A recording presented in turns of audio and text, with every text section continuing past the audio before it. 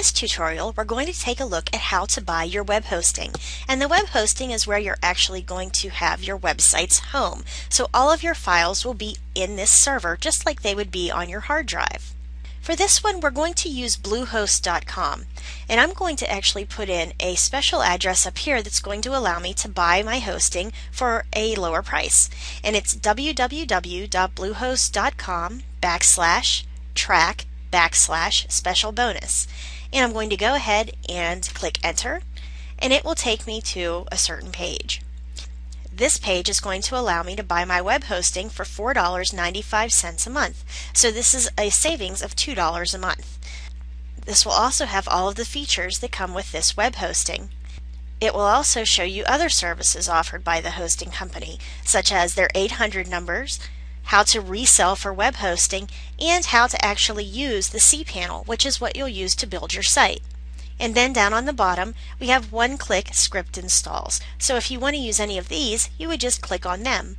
That would be WordPress, Joomla, Drupal, etc. But for the moment, we're just going to go ahead and buy our hosting. And I'm going to click Sign Up Now. So first, you need to either tell it if you have a domain name or if you need a domain name. I actually already have a domain name, so I'm going to type it right in here. However, if you need one, this will allow you to type in the domain name, choose .com, .net, or any other ending that you want, click Next, and it will tell you if your domain name is open and if you can buy it. I already have a domain name, so I'm going to go ahead and put it in. And I'm going to put it in as illustrated underneath, which is just the name of my site, which is WordPress tutorial hub.com, and I'm going to click Next. If I have any questions, you can start right here to chat with one of their customer service representatives, or you can call them at these 800 numbers. I'm going to go ahead and click Next. Now I'm actually going to be transferring my domain to Bluehost because I already own the domain name, and the domain I own is WordPressTutorialHub.com. You can also choose .net, .org, .info, and .biz. Each of these additional domains cost $11.95, so you can add those on if you don't already own them. Next, I'm going to fill out the account information, including my business name if I have one, my first and last name, my street address, city, state, zip code, phone number, and email address. You can also put in your mobile phone number if you wish. If you scroll down, you'll also see that you can choose their Pro package, which includes a faster speed, more power, and better security. Plus, it's only $19.95 a month instead of the normal price of $24.95. So you can choose that option as well. Underneath that is our package information, whether you want to start with 3 years, 2 years, 1 year, or if you just want to do a Pro for a 12-month price for $19.95, as explained up in that box above. We're going to go ahead and buy for 24 months. You can also choose the Site Lock Domain Security and the Site Backup Pro. To find out more information about those, you'll just click in those boxes. Again, you can read all the information about this option and chat with a live person or go ahead and call their 800 number.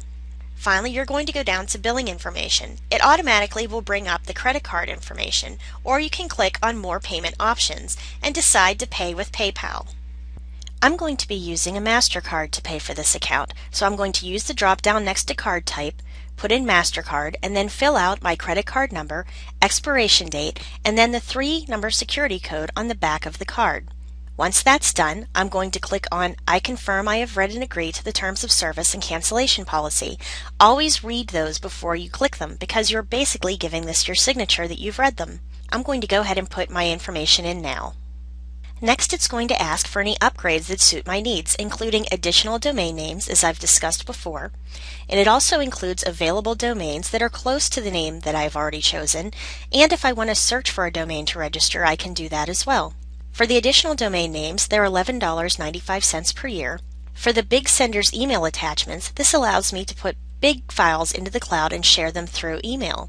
This goes up to 2 gigabytes. If you decide to use this service, it's $9.95 a month and you'll add it to your cart.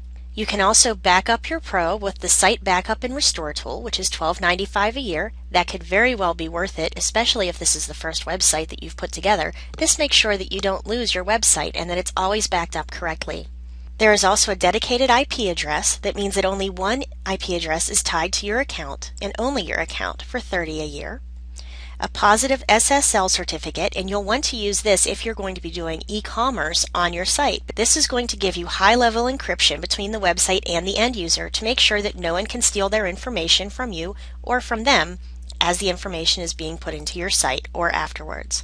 And SEO link building. This is good if you plan on using this to network to build link building services, and this allows you to choose your domain, and you can click Add to Cart if you want that. At the bottom is your upgrade total, and you can click Complete. Congratulations! We've gone ahead and we've bought our first domain name. Now before we can log into the account or use the hosting features, we need to create a secure password. So we're going to go to Create Your Password. As you can see, there are password requirements. We need at least one uppercase letter, one symbol, one number, one lowercase letter, and at least 8 characters altogether. So I'm going to go ahead and make up a password to use for this site, and I'm going to enter it first here and then again below. Now you might want to write this down if you're going to be using a password that you don't usually use, so you don't forget it later. Once you have your passwords in, then you can put in a verification PIN number. And this will be 6 to 10 digits, and you'll retype it. If your PIN entries don't match, it will tell you, and you can go in and put them in again. Once you have your passwords and your verifications matching, we'll click Submit. Now it's going to ask us to enter our password and log in again. And click Login. And this will take us into our cPanel. If you need help, you can click on Get Started Now to take you through the process. Or you can click No Thanks, I'm Fine. And either way, you can click on the box that says Don't show this again and choose Help or No Help. And now you're ready to go. I hope you've enjoyed this tutorial, and we'll see you for the next one.